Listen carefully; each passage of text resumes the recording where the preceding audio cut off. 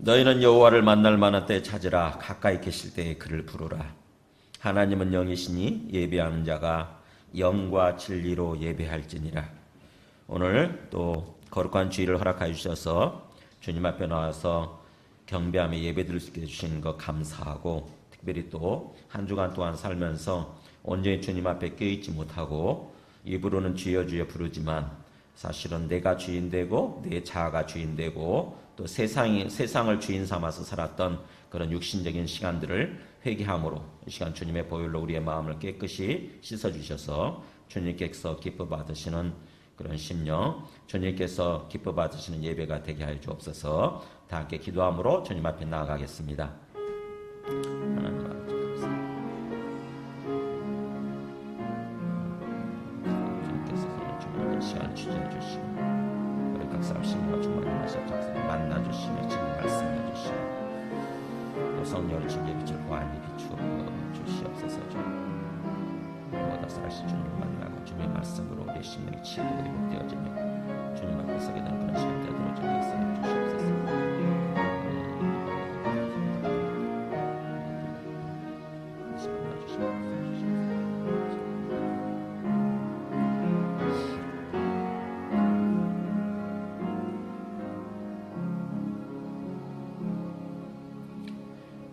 만일 우리가 우리 죄를 자백하면 그는 미쁘시고 의로우사 우리 죄를 사하시며 우리를 모든 불의에서 깨끗하게 하실 것이요.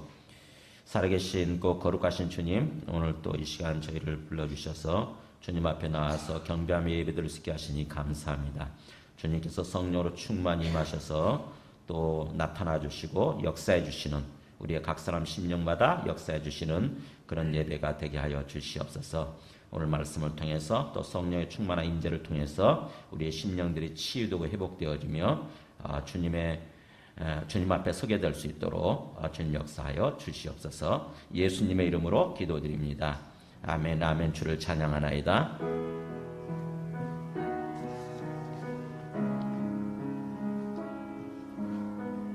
가사에 우리의 마음을 실어서 올려드리겠습니다. 아멘. 주를 찬양하나이다. 아멘.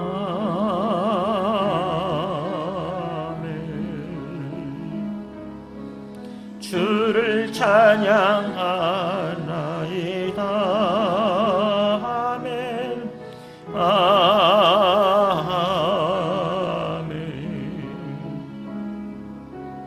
주를 찬양하나이다. 성령 회복시켜 주옵소서. 성령님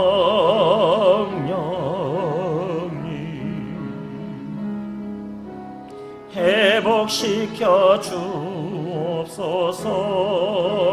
아멘. 성령 치유하여 주옵소서. 치유하여 주옵소서.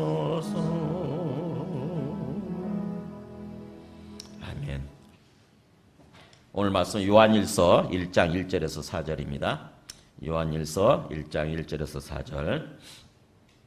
저와 여러분이 한 절씩 교독하시겠습니다.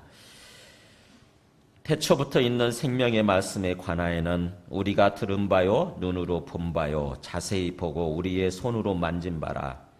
이 생명이 나타내신 바 된지라. 이 영원한 생명을 우리가 보았고 증언하여 너희에게 전하노니 이는 아버지와 함께 계시다가 우리에게 나타나신 바 된 이시니라. 우리가 보고 들은 바를 너희에게도 전함은 너희로 우리와 사귐이 있게 하려 함이니 우리의 사귐은 아버지와 그의 아들 예수 그리스도와 더불어 누림이라. 우리가 이것을 쓰면 우리의 기쁨이 충만하게 하려 함이라. 아멘. 앉으시겠습니다.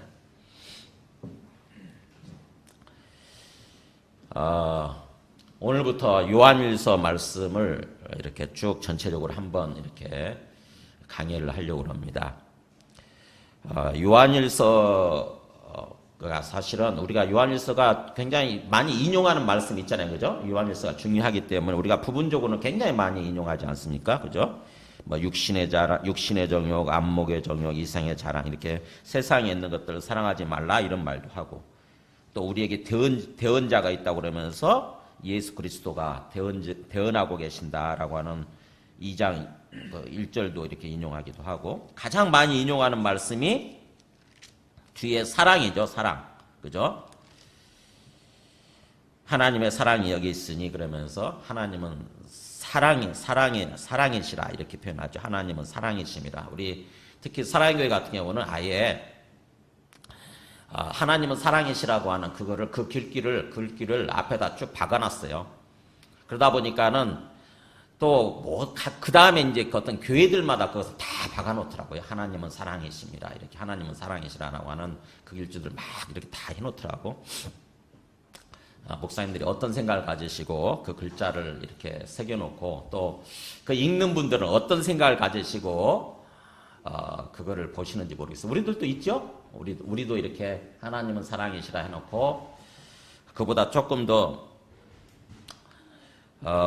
그 말씀을 우리 이제 여기다가 하나님을 사랑하는 자는 형제를 사랑할지니라 그러면서 그 글귀를 우리는 이 앞에다가 지금 들어오는 입구에다 이렇게 박아놨는데 어쨌든 요한일서에 나오는 표현들이 우리가 좋아하는 표현들이 참 많이 있어요. 그러다 보니까는 부분적으로는 많이 인용을 하고 또 들어봤고 외우기도 하고 이러는데 요한일서를 전체적으로 아마 깊이 묵상하고 또 설교를 이렇게 하고 그러지는 않으셨을 거예요, 아마.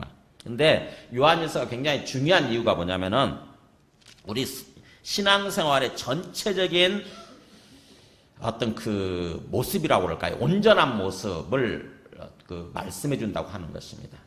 그러니까 내가 예수님을 지금 믿고 살아가고 있는데 과연 내 모습이 온전한 모습인가? 내 믿음이 온전한 믿음의 모습인가?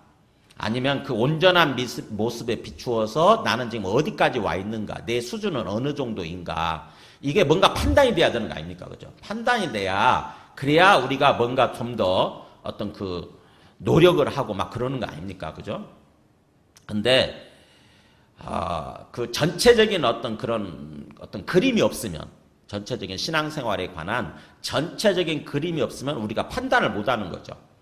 내가 지금 제대로 살고 있는지, 내가 제대로 믿고 살고 있는지, 이게 판단이 안 되는 거예요. 그러면은 막연한 모습으로 걸어갑니다. 막연한 모습. 실제적으로 많은 사람들이 그렇죠. 예수님 믿고 산다고 그러면서도 그냥 막연히 살잖아요. 막연히. 종교 활동하는 거죠. 그냥 되풀이 하듯이. 이제 종교 활동을 되풀이 하면서 이렇게 산다고 하는 거죠. 그렇게 되면은 그런 거 있잖아요. 우스개 농담하는 거 있지 않습니까? 나폴레옹이 옛날에 그 전쟁할 때 열심히 알프스산 올랐는데 끝까지 올라가고 보니까 이 산이 아닌 거예요. 그래서 이 산이 아닌 게벼 그러면서 다시 내려가고 그랬다잖아요. 그래가지고 한참 산을 바꿔가지고 다시 올라갔는데 이 산이 또 아닌가벼 그러면서 아까 그 산이었는가벼 그런다잖아요. 우리가 그런 식으로 엉뚱한 모습으로 신앙생활을 하는 경우가 있는 거죠.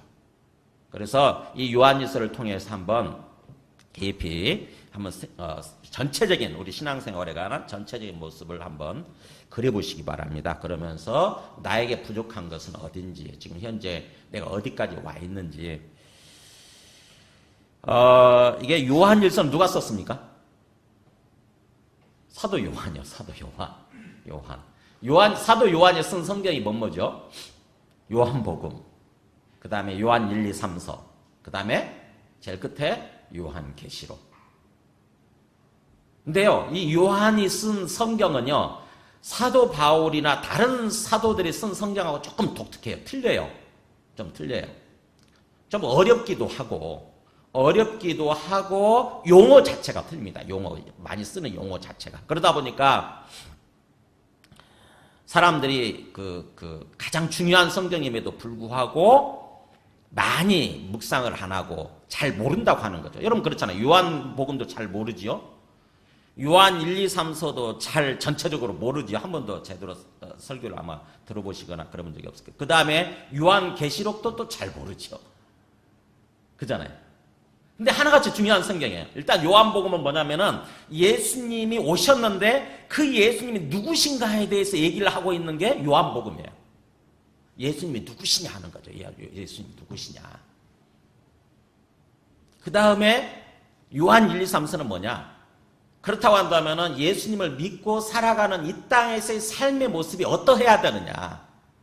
이 땅에서의 신앙생활의 모습, 이 땅에서 삶의 모습이 어떠해야 되느냐를 얘기해주고 있는 것이 요한 1, 2, 3서예요. 요한 1서 특히. 그 다음에 그 요한계시록 뭘 것 같으세요? 그러면은 장차 우리가 어떻게 될 것인가, 그죠? 장차 우리가 어떻게 될 것인가, 우리의 최종 어떤 결말 있잖아요, 결말. 그 부분에 구원과 심판이죠. 심판과 구원에 대해서 얘기를 해주고 있는 말씀이 요한계시록인 거죠. 그러니까는 요한이 쓴 성경 중에서 세 가지가 남아있는데 전 굉장히 단계별로 이렇게 참 의미 있게 남아있어요. 천천히 묵상해 보면은. 그러니까는 요한일서는 현재 예수님을 믿고 산다고 한다면은 이 땅에서 어떤 모습으로 삶을 살아야 되는지, 우리 신앙생활이 어떤 모습이어야 되는지를 얘기해주고 있다고 하는 거죠. 그럼에도 불구하고 요한일서가 조금 어려운 이유가 뭐냐면은 천천히 읽다 보면은 계속 반복이 돼요. 반복이. 한번 제가 좀 개요를 한번 훑어볼게요. 우리가 우선 오늘 1장 1절에서 4절까지는 전체를 얘기하는 것입니다. 요한일서의 주제, 요한일서의 주제, 서론이자 주제를 전체로 얘기하고 그 다음부터 이제 본론이 시작이 되는데 거기 5절부터 2장 2절까지가 보면은 거룩한 삶에 대해서 얘기해요. 거룩. 그리고 2장 3절부터 11절까지가 사랑에 대해서 얘기를 해요. 형제 사랑, 이렇게 사랑. 그 다음에 12절부터 17절까지는 이 세상을 사랑하지 말라고 하는, 그러니까 하나님 사랑하고 이웃을 사랑해야지 이 세상 것을 사랑하지 말라고 하는 그런 얘기를 하고, 그 다음에 또 18절부터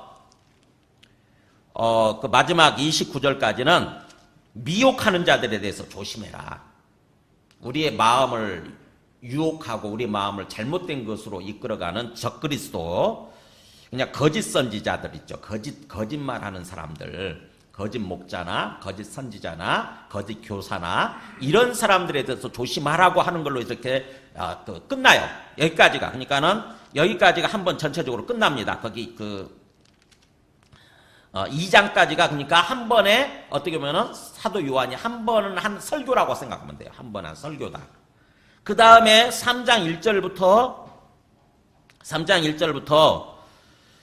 12절까지 보면은 앞에서 했던 거에 또 반복이 돼요. 거룩에 대해서 또 시작을 합니다. 거룩한 삶에 대해서. 그리고 나서 3장 거기 13절부터 그 마지막 24절까지 보면은 사랑에 대해서 또 얘기를 해요. 아까도 그랬죠? 거룩 얘기하고 사랑 얘기했잖아요. 그렇게 또 사랑 얘기하고, 그 다음에 4장 1절부터 6절까지 보면은 또 역시 거짓 선지자, 그러니까 미혹하는 자에 대해서 조심하라고 하는 얘기를 또 해요. 그러니까는 거룩, 그 다음에 사랑, 그 다음에 미혹하는 자 조심, 이렇게 또 반복을 하는 거죠. 그래서 거기까지가 또 두 번째 설교예요. 두 번. 그러니까 앞에 있는 똑같은 어떻게 보면은 똑같은 어떤 그 내용, 반복 같은 주제죠. 그거를 다시 한번 이렇게 그 3장부터 4장 6절까지 이렇게 반복을 하는 것입니다. 이렇게 반복이 되니까 다른 성경으로는 틀리죠. 구조가 틀려요. 똑같은 설교를, 그러니까 설교를 두 번 하는 셈이고, 그 다음에 이제 4장 7절부터는 우리가 잘 알고 있는 사랑에 대해서 집중적으로 사랑하자라고 하는 그 집중에 대해서 얘기를 하는 거죠. 집중적으로 얘기를 하고 마지막 5장까지가 그런 식으로 해서 얘기를 하는 거예요. 그러니까는 이 구조가 굉장히 독특합니다. 자, 그러면 뭐냐면은 이게 다른 성경은 서론, 본론, 결론 해가지고 이렇게 딱 기승전결 하나를 가지고 이렇게 딱 한 번 설교로서 이렇게 진행이 되는 거거든요. 한 번의 설교예요. 다른 성경들은. 근데 요한 일서 같은 경우는 세 번에 걸친 설교를 해놨기 때문에 세 번의 시리즈 설교, 이게 세 번의 시리즈 설교. 그래서 구조를 알지 못하게 되면 왜 앞에서 했던 얘기 또 반복할까? 이렇게 하면서 속에 들어가서 헷갈리게 되는 거예요, 사람이.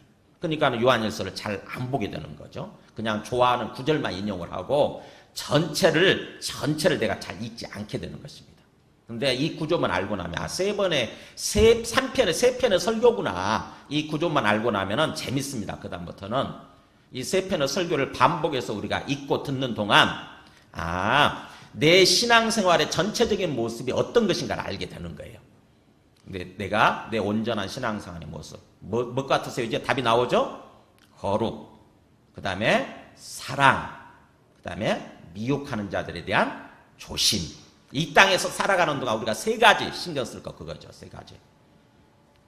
그래서 우리가 흔히 기독교 복음을 갖다가 마치 그냥 사랑만 알고 그야말로 모든 죄를 짓고 잘못을 해도 무조건 어떤 용서해 줘야 된다, 무조건 사랑으로 받아줘야 된다, 이런 식으로 생각하기 쉬운데 그거는 성경을 반쪽만 아는 거예요. 복음을 반절만 아는 거예요.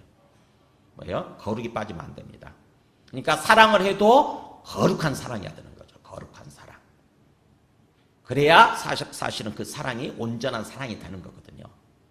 그거를 사도 요한은 정확하게 우리 성경 말씀 전체적으로 얘기를 해놓고 있는 거예요. 그래서 이 사랑, 결국에는 마지막 5장에가 4장 거기 17절부터 4장 7절부터 사랑으로 끝나는 이유가 사실은 그거예요. 결국에는 사랑이 결국에는 우리 어떤 믿음의 완성, 복음의 완성이기 때문에 거룩한 사랑이죠. 정확히 얘기하면은 거룩한 사랑, 그것이 완성이기 때문에 거기에 대해서 집중적으로 얘기를 한다고 하는 것입니다. 자, 오늘 말씀 한번 보세요. 그러면은 결국에는 우리 신앙생활이 거룩한 사랑의 모습으로 이렇게 끝나야 되는데 그것을 가리켜서 오늘 말씀은 사실은 거기 3절에서 얘기하고 있는 것처럼 뭘로 얘기하냐면은 사귐이라고 하는 단어를 써요. 사귐. 3절에 나오죠. 사귐. 요즘 젊은이들이 많이 쓰는 표현이잖아요. 그죠? 우리 사귀자 그래가지고 사귀자 표현을 쓰잖아요. 그 사귐 그런 표현을 쓰는데 그 사귐이 물론 비슷해요. 영어로는 fellowship, 교제지요. 교제. 원문으로는 코이노니아라고 하는 중요한 단어입니다. 코이노니아.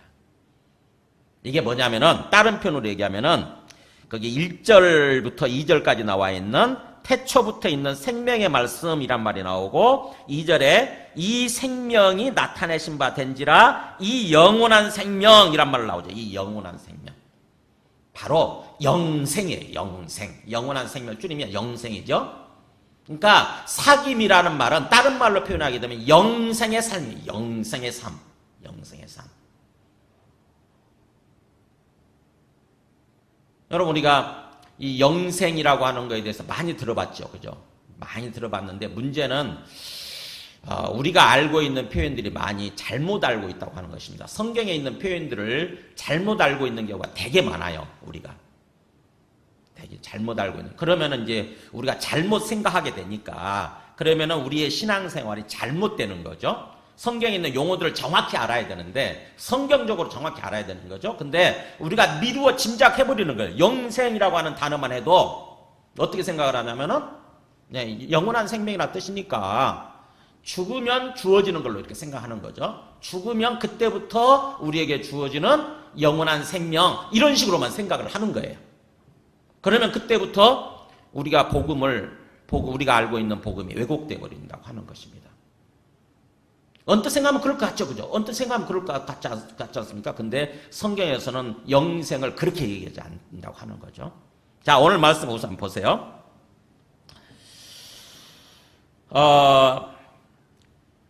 그 1장 1절부터 2절까지 보게 되면은 우선 예수님, 우리가 믿고 있는 예수님이 어떤 분이신가에 대해서 얘기를 하는데 예수란 말을 하나도 안 써요. 그죠? 예수님이란 말을 안 쓰고 뒤에 가서 쓰는데 1절, 2절에서 뭐라고 표현하냐면은 예수님을 뭐라고 표현해요? 예수란 이름을 안 쓰고 태초부터 있었던 생명의 말씀이다. 이렇게 표현해요. 태초부터 있었던 생명의 말씀이다. 그리고 2절에 바로 이 생명의 말씀이 생명이 나타내신 바 되었다. 우리 앞에 나타나셨다. 이렇게 표현하는 거죠. 그러면은 태초부터 있는 그 생명의 말씀이란 말도 뭐냐? 이 말씀이란 말이 우리가 요한일서에 나오잖아요. 요한일서에 같은 말이 나오는 거예요. 요한일서 한번 보여주실래요?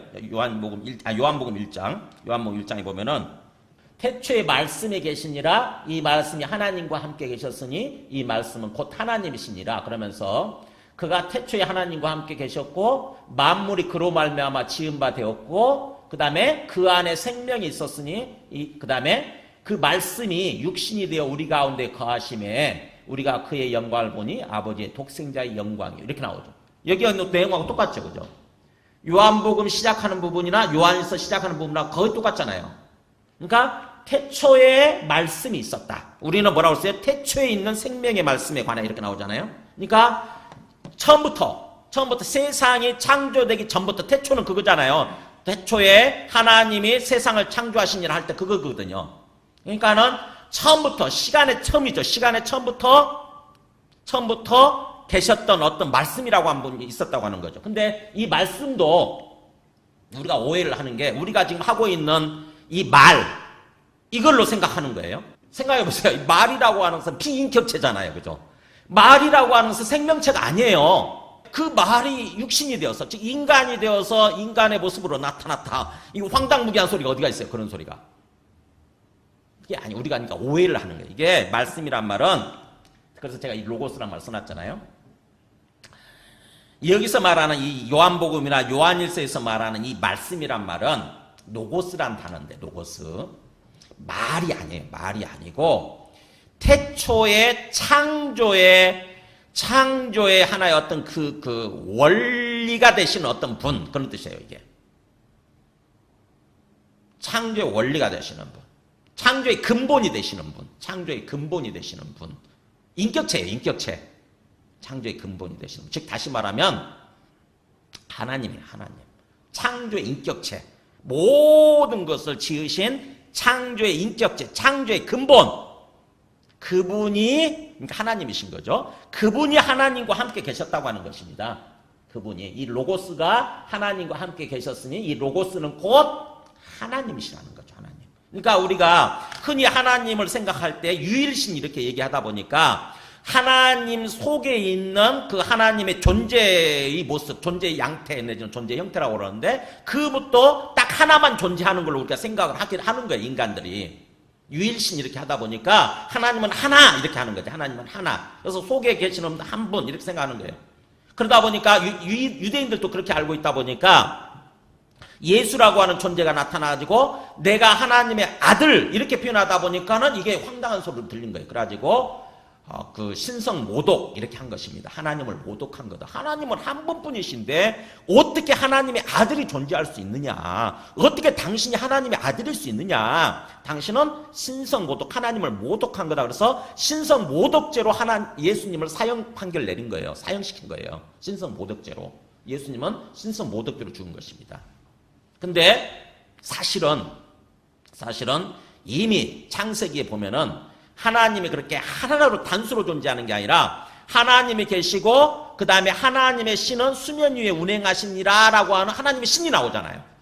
그죠? 태초에 하나님의 천지를 창조하시니라 라는 말씀도 쓰면서 하나님이 천지를 창조하셔서 하나님 계시죠. 그 다음에 하나님의 영은 하나님의 신은 수면 위에 운행하시니라. 그러면 뭐가 돼요? 하나님이 계시고 하나님의 영이 있네요. 복수잖아요. 복수. 거기서 이미. 그죠? 없어요. 그러니까 이미 창세기에 가장 처음 부분에 하나님이 단수로 계시는 게 아니라 복수로 계신다고 하는 게 나타나요.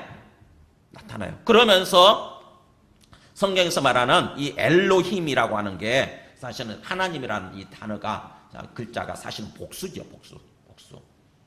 그러면서 그러니까는 이 예수님이 나타나셔서 내가 하나님의 아들이다라고 표현하신 것이 사실은 그 어떤 하나님을 어긴 게 아니에요. 유일신 하나님을 어긴. 유일신이라는 말은 사실은 영어로는 유니크하다는 표현을 씁니다. 그러니까 세상의 다른 신들은 다 거짓된 신들이고 오직 하나님만이 진짜 신이시다라고 하는 의미가 유일신이에요. 유일무이한 진짜 신 이런 뜻이에요. 원래 유일무이한 진짜 신. 단순한 뜻이 아니라 유일무이한 진짜 신. 그러니까 오직 여호와 하나님만이 진짜 신이고 우리가 세상 사람들이 섬기는 하나님이라고 섬기면서 하나님이라고 믿으면서 걸어가는 무슨 옥황상제니 부처니 이런 모든 것들은 다 사실은 진짜 신이 아니라 다 가짜라고 하는 거죠. 오직 여호와 하나님만이 진짜 신이시다 그런 의미에서 유일신 이렇게 표현한 것입니다. 근데 유대인들이 그 의미를 잘 몰랐던 거죠. 이미 구약에서부터 하나님이 복수로 계시는데 그걸 잘 몰랐던 거죠. 그래서 예수님이 오셔서 내가 하나님의 아들이시다 이렇게 표현하는 것입니다. 그 예수님이 바로 이거예요. 로고스예요. 로고스. 그래서 우리가 성부, 성자, 성령 이렇게 표현하잖아요. 그러니까 성부, 성자, 성령으로 안에 계시는 거고 그 다음에 그게 전체적으로 밖에서 볼 때는 우리가 밖에서 볼 때는 여호와 하나님이라고 하는 이 한 분으로 보이시는 거지 사실은. 유일신으로 이렇게 보이시는 거죠. 속에는 성부, 성자, 성령으로 삼위일체 하나님으로 계시는 거예요. 그래서 그 성부, 성자, 성령 중에 성자 하나님이 하나님의 아들 성자 하나님이 이렇게 등장하신다고 하는 것입니다. 이게 태초부터 계셨다고 하는 거죠. 그분이 로고스예요. 그분 로고스. 예수님이 로고스, 세상을 창조하신 근본으로서, 세상 창조의 근본으로서 태초부터 하나님과 함께 계셨다고 하는 것입니다. 그렇기 때문에 그분은 곧 하나님이셨고, 그래서 만물이 그로 말미암아 지음바 되었어요. 그러니까 하나님이 창조하셨는데 누구의 손을 거쳐서 창조하셨냐면 로고스의 손을 거쳐서, 즉 예수님의 손을 거쳐서 창조된 거예요. 그러니까 하나님이 예수님의 손을 통해서 이 세상에 존재하는 모든 만물을 창조하셨다고 하는 것입니다. 그래서 창조의 근본, 이게 로고스예요. 창조의 근본, 로고스. 그러니까 우리가 말하는 이 말이 아니에요, 지금. 말이 갑자기 사람의 모습으로 인격체로 등장한 것이 아니라 창조의 근본이에요. 그래서 그 안에 생명이라고 하는 게 있었다고 하는 것입니다. 이게 바로 영생이에요. 영원한 생명. 영원한 생명. 그래서 오늘 말씀 보세요. 오늘 다시 우리 요한일서로 와서 보면은 지금 그런 거죠. 태초부터 있었던 그런 생명의 말씀이 뭐라고, 이게 로고스예요. 로고스. 생명의 로고스에 대해서는 우리가 들었고 눈으로 보았다. 이렇게. 그러니까 사도 요한의 입장에서 그 예수님이 등장하셨는데 예수님이 바로 누구셨냐면은 태초부터 있었던 생명의 로고스였다고 하는 거죠. 그에 대해서 이 사도 요한이, 사도들이, 우리가 그랬으니까 사도들이 직접 그분의 말씀을 들었고 그 다음에 눈으로 보았다. 이게 거짓말하는 게 아니라는 거죠. 내가 지금 뜬구름 잡는 얘기가 아니라 내가 직접 눈으로 보았고 내 귀로 들었다라고 하는 거예요. 그분의 말을 들었다. 이게 사실이다라고 하는 거죠. 그러면서 그걸 또 강조해요. 자세히 보고 우리 손으로 만졌다. 이렇게 표현하죠. 그냥 본 게 아니라 뭐라고요? 자세히 봤다. 하나하나 딱 살펴서 이게 진짜인가 하고 자세히 봤다. 자세히 조사했다고 하는 것입니다. 사실은 자세히 조사하고 검사했다. 이게 진짜구나. 그리고 심지어는 뭐예요? 우리 손으로 만졌다. 직접 내가 만져봤다고 하는 거죠. 그러니까 이게 무슨 말이에요? 그러니까 사실은 부활하신 예수님을 놓고 하는 얘기예요. 부활을 통해서 비로소 이 모든 것이 알게 된 거잖아요. 그죠? 예수님의 부활을 통해서 비로소 예수님이 단순한 인간 예수가 아니라 이 땅에 오신 하나님이시고 바로 이 하나님의 아들이시라고 하는 거, 즉 그걸 알게 된 것입니다. 그러니까 부활하신 주님을 직접 자기들이 만졌지 않습니까? 그죠? 만져보고 그래서 그것을 통해서 확인했다고 하는 거예요. 그래서 바로 그것이 태초부터 있었던 그 영원한 생명, 그것이 드디어 우리 앞에 나타나게 된 거다. 그래서 바로 이 영원한 생명을 우리가 이제 보았고 증언하여 너희에게 전한다. 이렇게 얘기하는 거죠. 전한다. 그러면서 그분은 아까 요한복음에서 말한 것처럼 아버지와 함께 계시다가, 태초부터 아버지와 함께 계시다가, 하나님 아버지와 함께 계시다가 우리에게 나타나신 거다. 자, 이렇게 얘기를 하는. 그래서 이제 예수님이 원하시는, 예수님을 믿는 믿음이 우리의 제대로 된 믿음이 되기 위해서는 예수님을 먼저 정확히 알아야 돼요. 예수님을 정확히 알아야 되는데 어떤 관점에서 알아야 되느냐? 오늘 얘기 보면 뭐예요? 태초부터 계셨던 생명의 말씀, 생명의 로고스라고 하는 것을 정확히 알아야 된다고 하는 거죠. 그러면서 그분이 생명을 주는 로고스예요. 생명, 영생을 주는 로고스라고 하는 거예요. 독특한 표현하죠. 그죠? 영생을 주는 근본이시라고 하는 것입니다. 영원한 생명을 주는 근본, 영원한 생명. 왜 영생이란 말을 쓰고 있느냐? 이것이 영생이란 말은 사실은 도대체 영생이 뭐냐? 영생은 우리가 생각하는 것처럼 죽은 후에 주어지는 영생이 아니에요. 요한복음 17장에 보세요. 우리가 생각하는 영생이 어떤 거예요? 이렇게 나와요. 아버지께서 아들에게 주신 모든 사람에게 뭘 주시려고요? 영생을 주게 하시려고, 이렇게 나오죠. 영생을 주게 하시려고 만민을 다스리는 권세를 아들에게 주셨음이로소이다.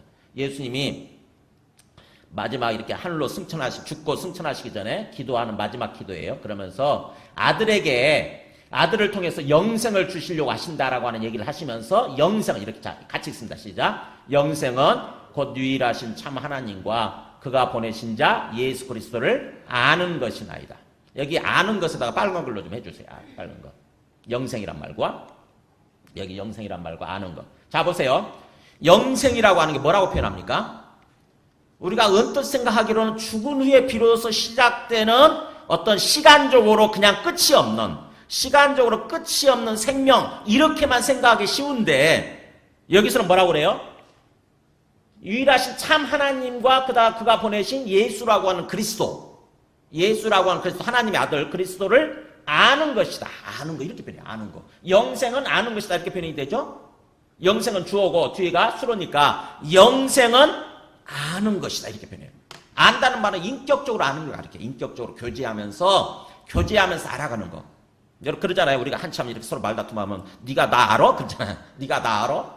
그 안다고 하는 게 뭐예요? 이름을 안다거나 그런 게 아니라 뭐예요? 인격적으로 아는 걸 가르치잖아요. 인격적으로. 교제해봐야 알죠? 그죠? 교제해봐야 저 사람이 어떤 사람인지, 어떤 성품을 가진 사람인지, 뭘 좋아하는지, 뭘 싫어하는지 이거 아는 거 아닙니까? 그러니까 우리가 하나님을 안다고 하는 것은 뭐예요? 하나님과 교제를 통해서 하나님이 어떤 분이신지를 아는 거예요. 그러면 뭐예요? 영생이라고 하는 것은 단순히 시간적으로 내가 죽지 않고 사는 게 아니라 뭐예요? 하나님과 더불어 교제하는 삶, 그것을 통해서 하나님을 깊이 알아가는 거, 하나님을 인격적으로 깊이 알아가는 거, 그게 영생이라고 하는 거죠. 영생. 지금 이 요한일서를 그리고 요한복음을 이 요한복음에서 얘기를 하고 있는 거예요. 영생이라고 하는 거 뭐냐? 여기서 말하는 영생이나 요한복음에서 말하는 영생이 똑같을 거 아닙니까? 그러니까 영생이라고 하는 것은 단순 시간적으로 죽지 않고 영원히 가는 생명이 아니라 뭐예요? 물론 그것이 포함이 되겠죠. 나중에 주님과 더불어서 영원히 살게 되겠지만 그게 전부가 아니라 뭐예요? 하나님이 들어가야 돼요. 거기에. 하나님이 들어가서 하나님과 교제하면서 하나님을 인격적으로 알아가면서 하나님과 사랑의 교제 속에서 영원히 살아가는 것. 그것이 영생이라고 하는 거죠. 영생. 근데 예수님이 오신 이유가 뭐라고요? 예수님이 어떤 분이시라고요? 바로 그 영생. 바로 그 영생을 주시기 위해서 오신 분이라는 거죠. 자, 그렇다고 한다. 우리 신앙생활의 궁극적인 결론, 궁극적인 목적이 뭐겠어요? 우리가 예수님을 믿고 살아간다. 이 땅에서 신앙생활의 어떤 궁극적인 결론이 뭐겠어요? 어디다 초점 맞춰야 돼요? 우리가 예수님을 믿는다고 그러면은 바로 영생의 삶이에요. 영생의 삶. 영생의 삶에 초점 맞춰야 돼요. 영생의 삶은 뭐라고요? 하나님과 함께 교제하는 삶. 하나님과 함께 교제하면서 함께 살아가는 삶. 그것을 위해서 예수님께서 오셨다고 하는 것입니다. 예수님은 바로 그 영생의 근원, 영생의 근본, 영생을 주시는 분이시래요. 우리한테. 그걸 위해서 오셨다고 하는 거죠. 그것을 위해서 지금 사도들이 우리가 보았고 증언해서 너희에게 전한다, 이렇게 하는 거죠. 전한다. 그 삶을 위해서. 우리가 사도 바울이 다른 성경들이 쓴 그 성경들은 보면은 믿음이라고 하는 것을 뭐냐면은 구원이란 말로 써요. 구원을 위해서 예수님이 오셨고 구원을 위해서 예수님 믿는다고 그러지 않습니까? 그죠? 근데 요한이 쓴 성경에서는 구원이란 말 대신에 구원이란 말 안 써요. 구원이란 말 대신에 뭘 쓰냐면 영생이란 말을 써요. 영생. 독특하죠? 그냥 독특해요. 그러니까 다른 사도들은 구원이란 말을 써요. 근데 사도 요한만은 독특하게 영생이란 말을 써요. 구원이란 말 대신에. 그래서 가만히 생각해 보면 구원은 뭐예요? 물에 빠진 사람을 건져낸다고 그러잖아요. 죄와 죽음의 강물에 빠져서 죽어가고 있는 사람을 건져내는 것, 구해내는 게 구원이죠. 굉장히 소극적이잖아요. 그죠? 소극적이. 그냥 어떻게 보면 죄로부터 죽음으로부터 건져냈다. 이게 이제 표현을 하는 거고, 그 다음에 사도 요한은 좀 더 적극적으로 표현하는 거죠. 건져낸 정도가 아니라 뭐예요? 건져내서 그게 전부가 아니라 하나님과 더불어 삶을 살아가야 된다. 하나님과 더불어 삶을 살아가야 된다. 영생의 삶을 살아가야 된다. 그것이 바로 예수 믿는 목적이다라고 이렇게 얘기를 하는 거죠. 훨씬 더 적극적이죠. 훨씬 더 적극적이에요. 이거는 뭐냐면은 창조의 관점에서 보기 때문에 그래요. 창조의 관점에서. 하나님은 원래 우리를 왜 창조하셨죠? 어떤 삶을 위해서요? 바로 영생의 삶이에요. 영생의 삶을 위해서 하나님 우리를 창조하신 거예요. 하나님이 우리와 함께 더불어서 사랑의 교제를 나누면서 영원히 함께 살아가기 위해서 하나님이 우리와 사랑의 교제를 나누면서 영원히 함께 살아가기 위해서 우리를 창조하신 거예요. 그게 영생의 삶이에요. 근데 죄로 말미암아서 우리가 그게 무너져 버린 거죠. 그걸 잃어버렸던 거예요.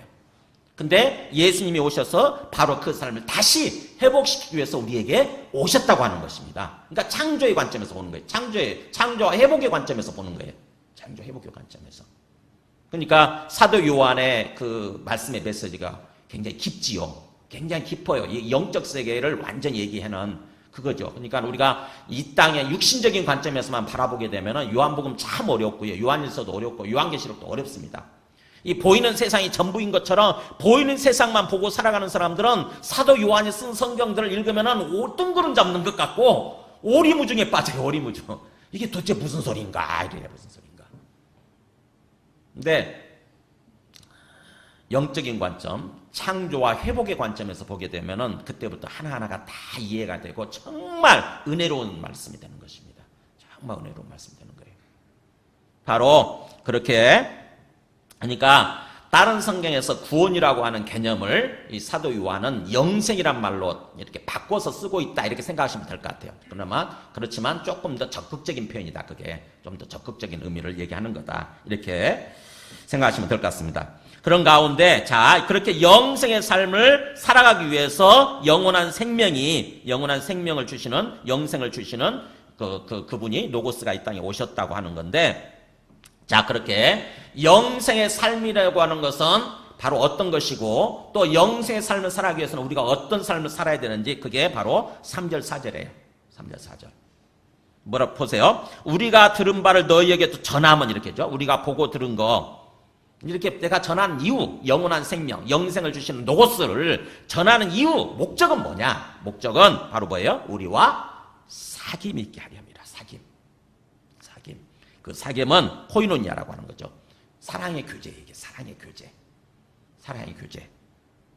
우리와 서로 사랑의 교제를 나누기 위해서 이렇게 전하는 거다. 그러면서 우리와 사랑의 교제라고 하는 것은 바로 우리들 인간들만의 어떤 교제가 아니라 뭐라고 되어 있습니까? 거기 우리의 사귐은 하나님 아버지와 그 다음에 그의 아들 예수라고 하는 그리스도 예수라고 하는 모습으로 오신 주와 그리스도와 더불어 누림이라 이렇게 표현하죠. 누림.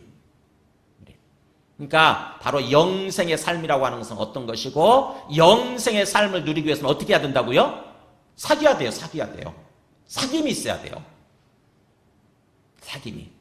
사귐이 뭐라고요? 사랑의 교제는 뭐죠? 나 혼자 사는 게 아니잖아요. 그죠? 우리 예수 믿는 사람들 함께 불러주신 사람들하고 함께 사랑의 교제 가운데 있는 거 공동체를 이루고 사랑의 교제 가운데 살아가는 거 그것이 있어야 된다고 하는 것입니다. 그거. 그러니까는 예수님 믿는다고 그러면서도 개인주의적으로 뭔가 나 혼자만 잘하면 되지 뭐 나만 잘 믿고 나만 복 받으면 되지 이런 식으로 살아가는 사람들은 뭐예요? 네, 그게 온전한 신앙생활의 모습이 아닌 거예요. 뭐예요? 함께 항상 다른 사람하고 관계 속에서 다른 사람들과의 관계 속에서 혹시 내가 벽을 치고 뭔가 계속해서 뭔가 다른 사람들을 미워하고 그런 또 어떤 그런 모습으로 있다고 한다면 그게 터져야 돼요. 그게 깨져야 돼요. 그러니까는 다른 사람들과의 관계가 형성이 돼야 된다고 하는 것입니다. 교제 관계가 형성이 되어야 되고 그 다음에 사랑으로 하나 되는 사랑의 교제, 사랑의 공동체를 이루고 있어야 된다고 하는 것입니다. 그 가운데 누가 계셔야 되냐면 항상 하나님이 계셔야 되는 거죠. 항상 주님이 계셔야 됩니다. 그러니까 주님 안에서 그리고 주님 앞에서 서로 사랑의 교제를 나누면서 살아가는 모습 이게 바로 사귐이라고 하는 코이노니아의 중요한 단어예요.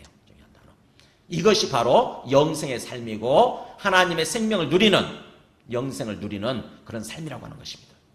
그러니까 하나님의 생명과 하나님의 사랑에 충만한 삶을 살아야 된다고 하는 거죠. 예수님이 바로 그런 삶을 위해서 이 땅에 오셨다고 하는 거예요. 사랑이 얼마나 중요한지 이제 사도들도 똑같이 얘기를 하죠. 에베소서 3장에 보면은 이렇게 나와요. 에베소 3장 17절에 사도 바울이 이렇게 기도를 해요. 우리들 향해서 어떻게 했으면 좋겠다고 이렇게 얘기해요. 너희가 사랑 가운데서 뿌리가 박히고 터가 굳어져서 능히 모든 성도와 함께 지식에 넘치는 그리스도의 사랑을 알고 그 너비와 길이와 높이와 깊이가 어떠함을 깨달아 하나님의 모든 충만하신 것으로 너희에게 충만하게 하시기를 구하노라. 자, 하나님의 모든 충만하신 것으로 충만한 모습? 이게 뭐겠어요? 하나님이 갖고 계신 모든 것으로 우리에게 충만한 모습. 이게 바로 영생의 상태예요. 이게 영생의 상태. 그러니까 하나님과 교제하는 가운데 하나님이 갖고 계시는 기쁨, 평안, 그 다음에 생명, 하나님 사랑 이런 거 있잖아요. 이게 우리 안에 충만한 모습. 이게 바로 영생의 상태인 거죠. 하나님의 생명을 누리는 상태. 근데 바로 그런 삶으로 나아가기를 원한다라고 기도한다고 그러죠. 그러면서 어떻게 그 방법이 뭐라고요? 이렇게 나오잖아요. 너희가 사랑 가운데서 뿌리가 바뀌고 터가 굳어져서 그렇게 나아가는 데 있어서 우리 스스로, 우리 혼자만으로 되는 게 아니에요, 이게. 나 혼자 신앙생활 한다고 해서 그렇게 되는 게 아니고, 나 혼자 말씀 묵상하고, 나 혼자 예배 드리고, 그런다고 해서 그렇게 되는 게 아니고, 다른 사람들과의 관계가 있어야 된다고 하는 것입니다. 다른 사람들과 관계, 어떤 관계? 사랑이에요, 사랑. 이게. 그러니까 사랑 안에서 뿌리가 박히고, 식물로 얘기하는 거죠. 뿌리가 박히고, 그 다음에 또 건물로 얘기하면 터가 굳어져서. 우리 건물을 세울 때 그죠? 터를 먼저 다지잖아요. 터를 다지고. 또 식물로 얘기하게 되면은 먼저 뿌리를 깊이 박고 그런 거죠. 그 다음 단계는 뭐가 되겠어요? 그래서 그 다음에 능히 모든 성도와 함께 지식에 넘치는 그리스도의 사랑을. 그러니까는 지식을 뛰어넘는, 그렇게 함으로써 우리가 사랑의 모습으로 교제하면서 삶을 살다 보면은 우리가 아는 모든 지식을 다 뛰어넘어요. 엄청난 세계가 열린다고 하는 것입니다. 놀라운 세계가 열려요. 그 그리스도의 사랑을 알고, 그래서 그 넓이, 길이, 높이, 깊이 어떠함을 깨달아. 그리스도의 사랑이 얼마나 넓은지, 얼마나 긴지, 얼마나 높은지, 얼마나 깊은지 입체적으로 표현하잖아요. 입체적으로. 우리가 다른 사람들을 사랑하고 사랑의 교제를 나누면서 이렇게 살아가려고 그랬더니 그것을 통해서 그리스도의 사랑을 깨닫게 되는 것입니다. 그리스도, 즉 하나님의 사랑을 깨닫게 되는데 그 하나님의 사랑이 엄청난 정도로 이렇게 커지는 거예요. 그 세계가 엄청난 거예요. 그렇게 됨으로써 결국 하나님의 충만하게 된다고 하는 것입니다. 그러니까는 뭐예요? 우리가 영생의 삶으로 하나님의 모든 것을 충만히 누리는 영생의 삶으로 나아가는 데 있어서 그 과정이, 중요한 과정이 뭐예요? 사랑의 삶이에요. 사랑의 삶. 다른 사람들과의 사랑의 삶. 이거예요. 히브리서도 마찬가지. 히브리서도 12장 14절에 이렇게 나와요. 같이 읽습니다. 시작. 모든 사랑과 더불어 화평함과 거룩함을 따르라. 이것이 없이는 아무도 주를 보지 못하리라. 여기도 지금 이거 파란 글씨로 해주시고, 주를 본다는 말에 이렇게 주에다가 빨간 글씨로 해주세요. 네, 뭐라고 그랬어요? 사람들과 관계에 있어서 화평함과 거룩함을 따르라. 이것이 없이는 아무도 주를 보지 못하리라. 자, 주를 본다는 게 뭐겠어요? 주를 보는 신앙. 앞으로 장차 우리가 어떤 장차 본다는 얘기가 아니에요. 이 땅에서 신앙생활 하면서 하는 얘기예요. 이 땅에서 신앙생활 하면서 욥이 고백했던 것처럼 전에는 귀로 듣기만 하는 신앙이었다가 이제는 눈으로 직접 주를 보는 듯한 신앙으로 나아가는 것입니다. 주님이 진짜 살아계시고 주님이 내 앞에 진짜 하나님이신 것이, 주님이신 것이 선명해져요. 갈수록 선명해지는 것입니다. 그게 주님을 본다고 그래요. 근데 그렇게 주님을 보는 신앙으로 나아갈 때 있어서 뭐라고요? 사람들과 관계에 있어서 화평과 거룩함이 있어야 된다고 하는 것입니다. 요한일서 주기하고 똑같죠? 화평이라는 게 뭐겠어요? 사랑이에요. 이게 사랑, 아까 사랑의 교제.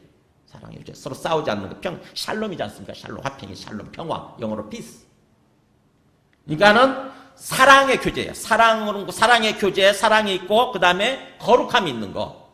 거룩한 사랑인 거죠. 이것이 있어야 비로소 주님을 보는 듯한, 즉 영생의 삶으로 나아간다고 하는 것입니다. 그러니까는 아까 에베소서도 마찬가지고 여기 히브리서도 마찬가지고 다 똑같죠. 기본적으로 사도들이 다 똑같이 계시를 받았으니까 표현은 다를 뿐이지만 그러나 똑같은 내용입니다.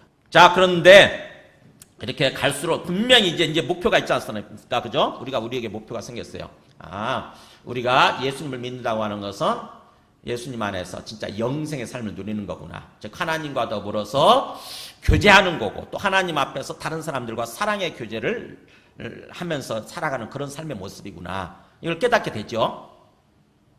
근데 이 말씀에 비추어서 이제 이 말씀이 앞으로 시작이 될 판인데, 이 말씀에 비추어서 우리의 삶을 보자고. 우리를 둘러싸고 있는 환경은 과연 어떤가 하는 것입니다. 이것과는 정반대로 가고 있어요. 갈수록 마태복음 24장 보여줘 보세요.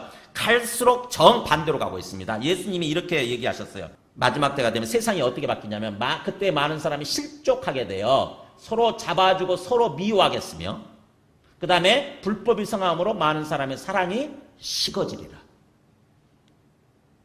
어떻게 된다고요? 마지막 때가 되면 사람들이 서로 잡아주고 서로 미워하고요. 사랑이 식어요. 갈수록. 옛날에는 가족끼리 굉장히 사랑이 넘쳤죠. 가족 안에. 뿐만 아니라 가족을 넘어서서 그 마을 공동체 있잖아요. 마을 공동체에도 사랑이 넘쳤어요. 서로 돕고 서로 화목하고 그랬다고요. 그죠?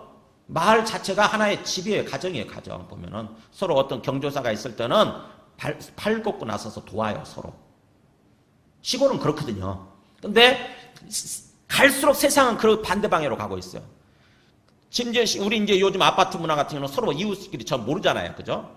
요즘은 계속 또 부산에서 4명이나 벌써 죽었죠. 그죠? 죽은 지 우리 홀로 사는 독거노인들이 홀로 살다가 그냥 죽었는데 그거를 6개월씩이나 몰랐대잖아요. 옆에서. 4명이 계속해서 얼마 단위로 며칠 단위로 이렇게 일어나니까 거기서 난리가 났는데 그만큼 서로 모르는 거예요. 서로 관계가 끊어지고 서로 몰라요. 옆에 사람 죽어도 몰라. 옆집에서 죽어서 풀풀 냄새가 나도 몰라요. 이게. 그만큼 어떻게 보면 세상이 가는 방향은 어떤 사랑이 없는 모습. 심지어는 가족 관계도 깨지는 모습이죠. 가족 관계도 서로 미워하고 서로 죽이는 그런 시대로 지금 가고 있죠. 그죠? 그런 시대. 그러니까 주님이 예고하신 대로 이미 그러고 있는 거예요. 이게 갈수록 이제 예수님 오실 때가 되다 보니까 마지막 때다 보니까는 이 거짓 마귀가 막 설치는 거죠. 그야말로 마귀가 사탄이 자꾸 날뛰는 거예요. 사람들 마음속에 자꾸 미운 생각을 불러놓고 사람을 어떤 게 뭔가지 죽이는 생각을 불어넣고 해가지고 다 그런 쪽으로 가고 있는 거죠. 근데 사람들은 깨어있지 못하다 보니까 영적 생명이 없고 깨어있지 못하다 보니까 거기에 휩쓸려 가는 것입니다. 자기 자신도 모르게 그냥 이렇게 사는 거다 그러면서 내 마음속에 드는 생각을 따라서 그냥 내 마음대로 행동하는 거예요. 그렇게 가고 있는 거죠. 흘러가고 있는 거죠. 여러분 강물이 이렇게 흘러가면요. 죽은 물고기는 어떻게 되죠? 떠내려가죠. 죽은 물고기는 떠내려가요. 근데 산 물고기는 어떻게 됩니까? 강물을 거슬러 가요. 그죠? 살아있는 물고기는 강물을 거슬러 갑니다. 거슬러 갈 수가 있어요. 우리 안에 생명이 있는 사람, 생명이 없는 사람들 있잖아요. 죽은 사람들은 세상에 강물이 흘러가는 대로 흘러가요. 그렇게 떠내려가요.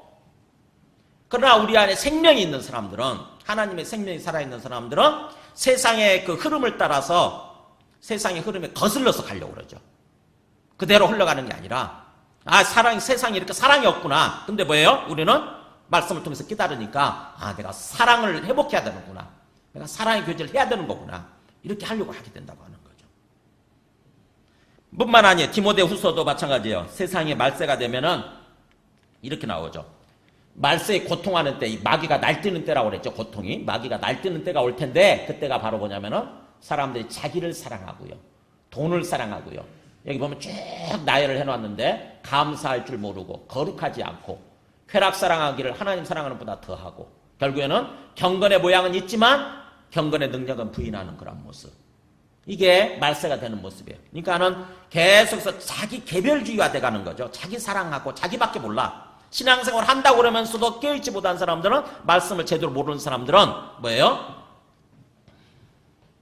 자기중심적이 되죠. 자기중심적이고 하나님 사랑하는 것이 아니라, 이웃 사랑하는 것이 아니라 자기 사랑하는 거예요. 자기 사랑. 그리고 또 그 연장선상에서 물질 사랑, 돈 사랑. 그러니까 자기가 하나님이 되고 돈이 하나님이 되는 거죠. 그렇게 되는 거예요. 개별주의와 자꾸 돼가는 것입니다. 개별. 그러다 보니까는 심지어는 예배를 드린다고 그러면서, 하나님 알고 예배 드린다고 그러면서 어떻게 합니까? 네, 모니터 앞에서 예배 드리는 거 혼자.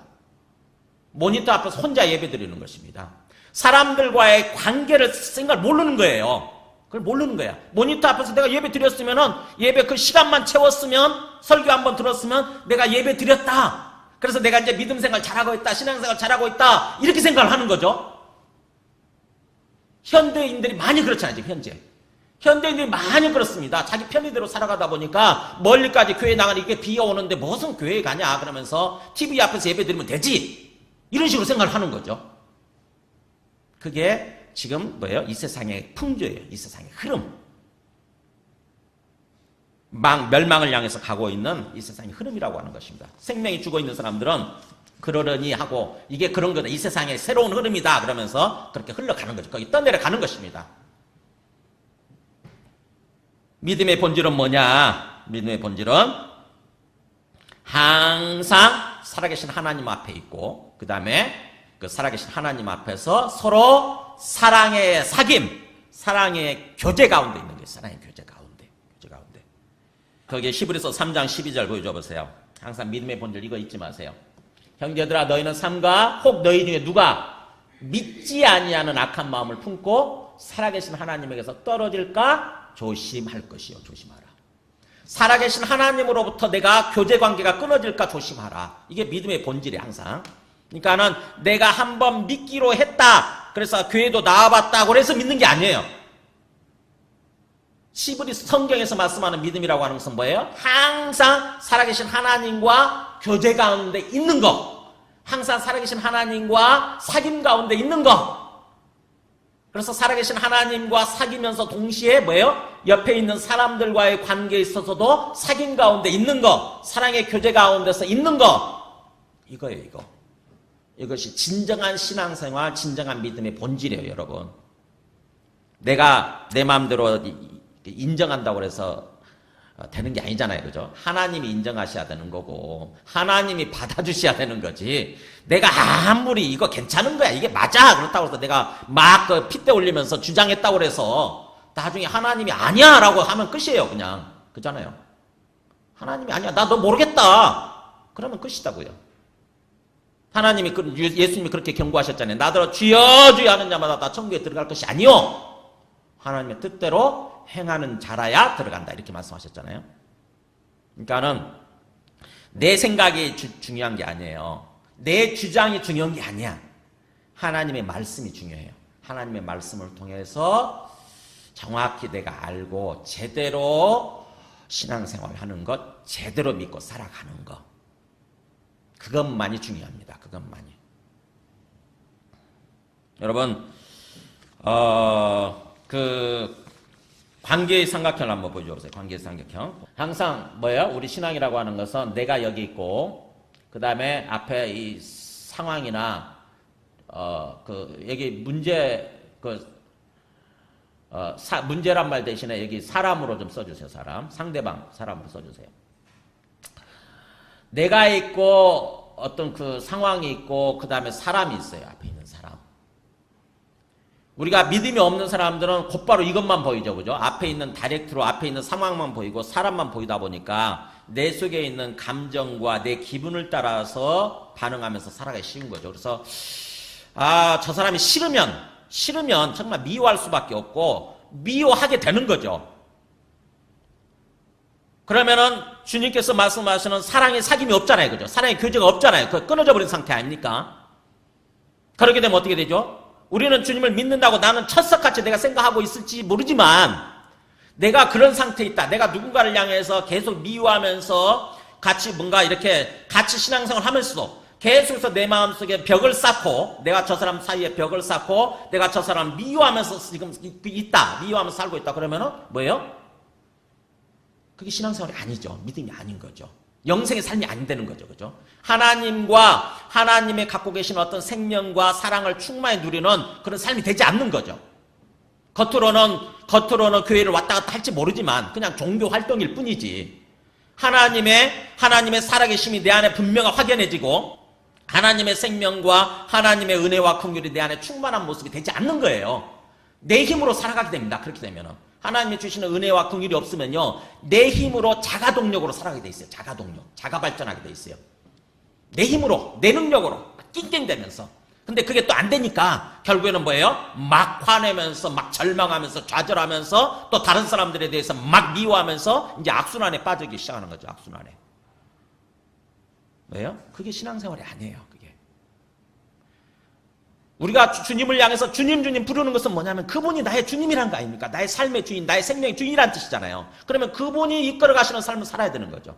그분이 나에게 은혜를 주시고 나에게 그분이 긍휼과 또 생명과 은혜를 충만히 부어주셔서 그분의 힘으로 살아야 되는 거거든요. 그분의 힘으로. 그게 영생의 삶이고 믿음의 진정한 믿음의 모습인 거죠. 그렇다고 한다면은 뭐예요? 사람에 대해서 상황에 대해서 나를 내려놓는 거예요. 나를 내려놓고 주님을 먼저 바라보는 것입니다. 앞에 계시는 우리 위에 계시는 하나님 부활하신 주님을 바라보는 거예요. 주님을 통해서 주님 앞에 나가서 기도하는 거죠. 아까 우리 그 찬송한 대로 주님 앞에 나가서 조용히 나가. 주님 앞에 조용히 나와서 내 모든 짐 내려놓고 그 다음에 뭐예요? 내 마음을 쏟아놓는 거예요. 내 마음을 쏟아놓아요. 그러면은 내 속에 가졌던 모든 미운 생각, 모든 불안하고 걱정되는 생각들이 걸러져요. 걸러지고 막 그러니까 탁한 물이잖아요. 이게 탁한 어떤 그런 것들이 내 속에 있는 그게 가득 차 있으면 내 마음이 너무 힘들어요. 사실은요. 그게 딱 걸러지면 그게 다 쏟아넣어지고 나면은 내 안에 주님이 주시는 그 생명과 은혜로 충만하게 돼 있어요. 그러면 비로소 그 관점에서 이제 상황을 바라보게 되면 희망이 생기고요. 소망이 생기고 그다음에 또 사람을 바라보게 되면은 미운 생각이 사라지고 그 사람을 긍휼히 여기는 불쌍히 여기는 마음이 생기고 그 사람을 사랑할 수 있게 된다고 하는 거죠. 사랑의 교제가 될 수 있다고 하는 것입니다. 사귐이 되는 거예요. 사귐. 주 안에서 주님과 함께 사귐이 되는 것입니다. 그러기 전까지 이게 그렇게 되기 전까지는 이 차단이 되어 있기 때문에 그 사람과 나의 차단이 됐기 때문에 성령이 마음 놓고 이렇게 운행을 못 하시는 거죠. 성령의 교통이 안 돼요. 결국 내 삶이 막히기 시작하는 것입니다. 내 마음속에 벽이 쳐져 있잖아요. 그러면은 우리 삶이 벽이 쳐져요.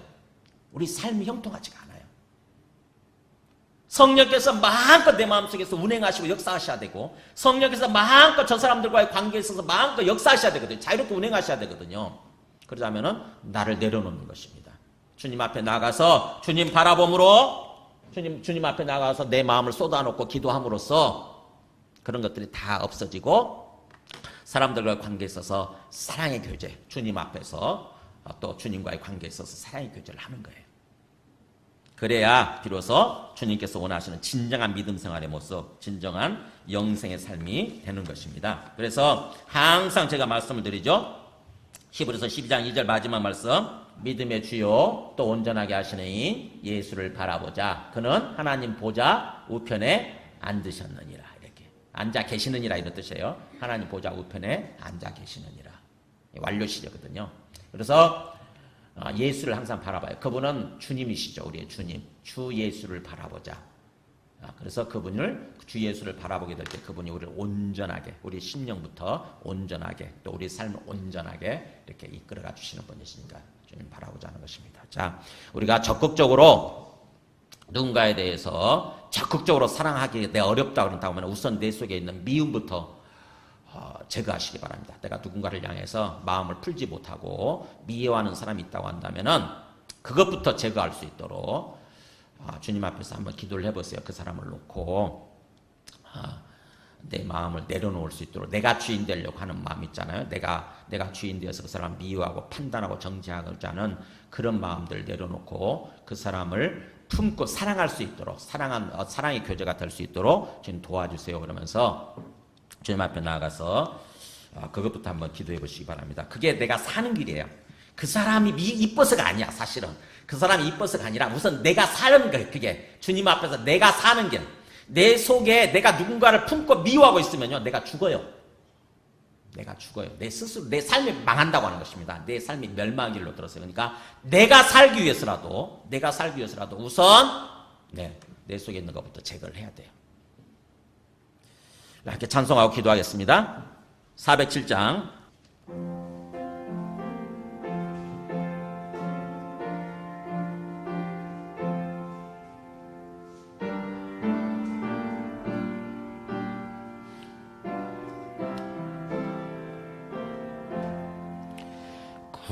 구주와 함께 나 죽었으니 구주와 함께 나 살았도다. 영광의 그날에 이르도록 언제나 주만 바라봅니다. 언제나 주는 날 사랑하사 언제나 새 생명 주시나니 영광의 그날에 이르도록 언제나 주만 바라봅니다. 아멘. 오늘 주신 말씀 생각하면서 기도하겠습니다. 주님, 우리가 주님을 믿는다고 그러면서도 우리 신앙생활의 궁극적인 모습, 온전한 모습이 어떤 것인지 제대로 알지 못한 채 여전히 내 속에 진정으로 내 마음을 닫고 또 다른 사람들 미워하고 그래서 주님과 교통이 이루어지지 않는 모습으로 또 주님 안에서 다른 사람들과 사랑의 교제를 하지 않는 모습으로 그렇게 살아가면서도 믿는다고 생각을 했습니다. 그렇게 해서 우리 삶이 망해가면서도 우리 삶이 참 힘들고 망해가는 것을 보면서도 그걸 깨닫지 못했습니다. 이 시간 주님의 말씀을 통해서 깨닫고 나를 내려놓기를 원합니다. 온전히 나를 내려놓고 내가 주인됨을 내려놓고 다른 사람을 향해서 마음을 열고 오직 주님 앞에서 주님과 교제하고 교통하면서 살면서 또 동시에 다른 사람들과도 온전히 사랑의 사귐, 사랑의 교제를 하면서 걸어가기를 원합니다. 온전한 공동체를 이루어서 한 덩어리가 되어서 살아가기를 원합니다. 주님 저를 도와주시옵소서. 우리의 마음을 도와주시옵소서. 함께 기도하시겠습니다. 하나님 아버지 감사합니다. 우리 한 사람 한 사람 주님께서 우리를 살리시기 위해서 우리에게 주님의 그 영원한 생명을 우리가 누리도록 우리에게 주시기 위해서 이 땅에 참 오셔서 우리를 위해서 죽으시고 또 부활하셨사온데 하나님 우리에게 영원한 생명을 주시길 원하시는데 우리가 주님을 믿는다고 그러면서 여전히 하나님 내가 주인 되고 그래서 주님과 사귐이 되지 못하고 또 다른 사람들과 사랑의 교제가 되지 못하고 그래서 우리 삶이 힘들고 우리 삶이 참으로 멸망을 향해서 사망의 충만한 모습으로 걸어가고 있었던 것을 깨닫고 회개하기를 원합니다.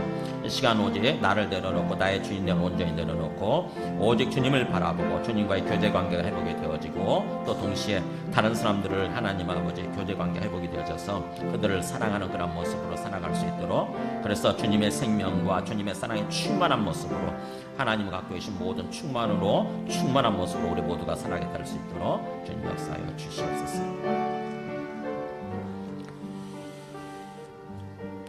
2절 하시면서 분하시겠습니다. 마음속에 시험을 받을 때와 무거운 근심이 있을 때에 주께서 그때도 같이 하사 언제나 나를 도와주시네. 언제나 주는 날 사랑하사 언제나 새 생명 주시나니 영광의 그날에 이르도록 언제나 주만 바라봅니다.